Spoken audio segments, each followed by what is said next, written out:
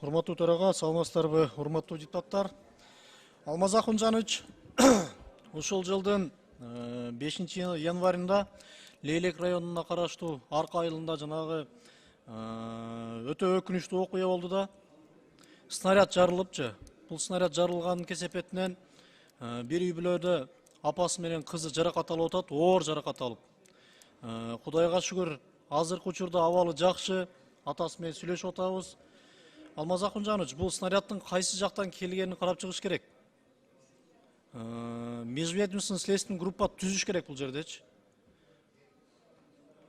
Ошол үйгө буга чейин министрлер кабинетинин мурдагы төрагасы Акылбек Жапаров да ошол үйдөн отуруп туруп чай ичип кеткен. Саперлор каякты караган? Эмне себептен мындай болуп атат? Бул снаряд кайсы жактан келип, бирөө таштап кеттиби? Ушул маселесин кылдатып менен карап чыгыш керек, Алмаз Акунжанович.